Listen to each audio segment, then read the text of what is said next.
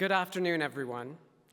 To the 448 graduates of EFM, as well as to your families, your friends, your teachers, and to Xavier and Sylvie, congratulations on achieving this incredible, important milestone. And thank you for inviting me to share this moment with all of you.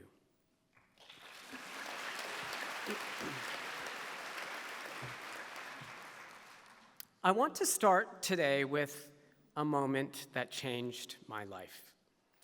A moment so strange and unexpected that even now I'm not sure how to explain it without sounding a little crazy. But it really woke me up, and it led me to be here with you today. So I'm going to share it with you if you promise to bear with me. About 25 years ago, shortly after graduating myself, the global economy was in a recession. The dot-com bubble had burst, and my dreams for breaking into the fashion industry were not possible. I wanted everything to happen quickly, but my plans weren't working out the way I had hoped. So I began working as a management consultant, flying around the world and solving problems that didn't feel like mine. Eventually, I was feeling exhausted and burnt out. On the outside, everything looked perfect. On the inside, I felt completely lost. Then one day, I was sitting alone in the New Delhi airport when a man in a colorful turban walked up to me and said, "I want to talk to you about your life." I didn't really want to talk to anyone, let alone a complete stranger. But he sat down next to me calmly, as if he had been sent to me. He started talking, but eventually he could tell I wasn't really listening. So he took a little scrap of paper, wrote something down, crumpled it up in his hand, and asked me 3 questions. "What is your favorite color?" he asked. I said blue, only because McKinsey told me to wear blue shirts so I could fit in. "What is your favorite flower?" I said lily, because my cousin had calla lilies in his wedding. Then he wrote down my name and placed numbers above it from 1 to 5. IMRAN. 1, 2, 3, 4, 5. "Pick a number," he said. I chose the number 3 because it was right in the middle, and I like symmetry. Then he said, "Open your hand." I unwrapped that crumpled piece of paper, and on it were the 3 words he had written down minutes before. Blue, lily, 3. "Now, will you listen to me?" he asked. And in the middle of that loud, crowded airport, his question hit me like a lightning bolt.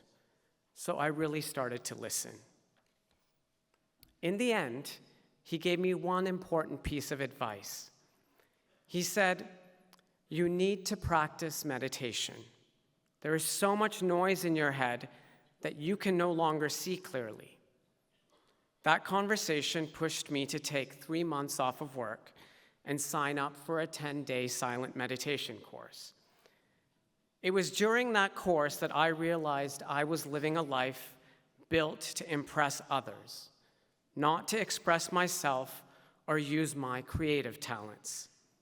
Eventually, it pushed me to leave a secure career and build the one that was waiting for me, one full of risk, uncertainty, and possibility.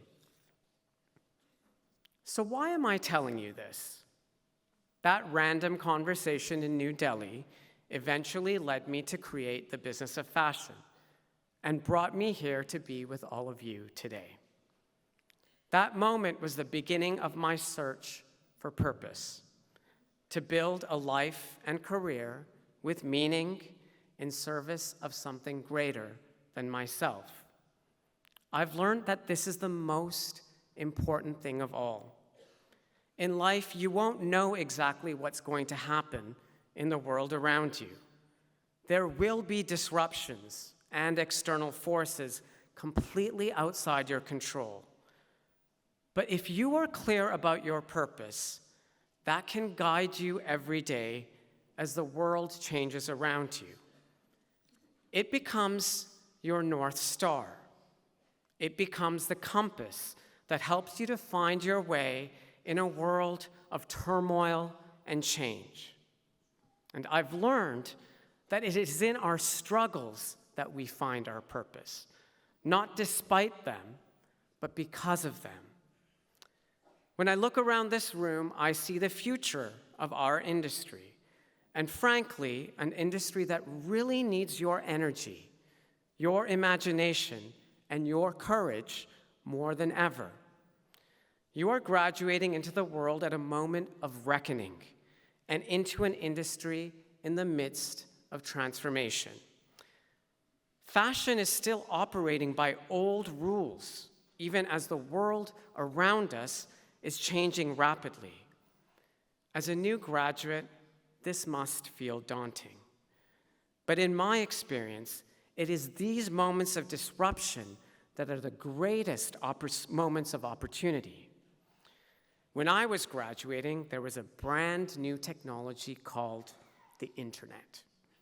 We had no idea what it would become. And when I began exploring the fashion industry after my meditation course, many of the people I spoke to believed consumers would never buy clothes or handbags online, and they would never use social media to learn about fashion. At the time, I didn't know that this technology would enable me, sitting on a sofa in London, to break into an industry I had dreamed about watching up Tim Blanks on television in Canada. Through BoF, I've had a front row seat to the most urgent conversations shaping fashion and the wider world. And by using a new technology, I was able to create something read around the world, helping an entire industry navigate 2 decades of change. This is my purpose. For the last 20 years, I've tried to understand fashion, how it works, how it evolves, and which essential elements must not change if the industry is to continue to thrive and survive. Today, fashion is once again at the precipice of great transformation.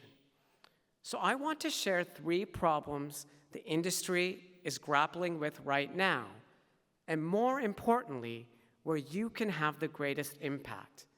This is where the greatest opportunities lie. The first problem is growth without meaning. As an industry, we have become obsessed with growth. Over the last decade, fashion has optimized for output. More collections, more drops, more collaborations, more content. Growth has become a proxy for relevance. But the result wasn't abundance, it was dilution. Overproduction has eroded margins and damaged our planet. Excess has weakened trust with consumers. And sustainability has become something we talk about rather than something we design for. When growth becomes the only goal, meaning is the first casualty. So today, the most radical thing you can do in fashion is to practice restraint. As a designer, edit harder and more rigorously. As a marketer, create signals of meaning, not noise. And as an entrepreneur, use new technologies to help us create less, but better. Ask yourselves, do we really, really need this? The second problem is values without systems.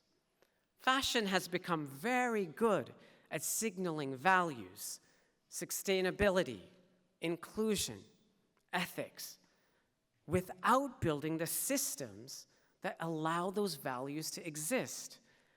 The industry has learned to tell stories faster than it has learned how to build structures. Labor abuse is real. Regulation is tightening. Consumers are more informed and more skeptical than ever. The era of storytelling without systems is ending. The next era of fashion belongs to builders, not narrators. This means designing supply chains that reduce waste, using AI to drive efficiency, not mere spectacle, and treating workers' rights as a foundation, not an afterthought. Think of these as not inconveniences, but as creative constraints, and ask yourselves, if we were starting from scratch, how should this industry actually work from end to end? The third problem is authority without trust. For decades, fashion power sat in a few places: in the headquarters, on the runways, with the gatekeepers. But today, authority is moving to creators, to operators, to communities, to new geographies and new formats. Culture now moves faster than institutions, and legitimacy is earned through trust and hard work, not just because you have an important position. So authority comes from doing hard work consistently with discipline, understanding context from your unique vantage point, and building credibility over time. Indeed, some of the most meaningful change in fashion is coming from people who didn't grow up inside the fashion system at all. So ask yourselves, how can I use my unique talents to change things for the better? I will conclude by saying this. Young people often ask me where they should focus in an industry with so many problems. This is where your purpose comes in. And to find it, you must really, really know yourself. When I was younger, I spent a lot of my time worrying about the future, worrying about my career, worrying about what others thought of me, and worrying about whether my plans would work out. It was only when I redirected that energy towards understanding what really motivated me that my purpose came into focus. If you do this, you can make decisions based on what genuinely interests you, not on what others think of you or expect of you. That's how you know where to start. That's how you know where to focus your energy. And you don't need to fix the whole system. You just need to choose one problem and serve it really, really well. Because the future of fashion won't be decided by those who speak the loudest, but by those who choose to act with care and are guided by a sense of purpose. This isn't something you find once and keep forever. Purpose will evolve just as you evolve. Even now, I'm still finding my way. But when the world feels uncertain, and it will feel uncertain, purpose is what brings me back to myself. I hope that it will do the same for you. Thank you, and congratulations.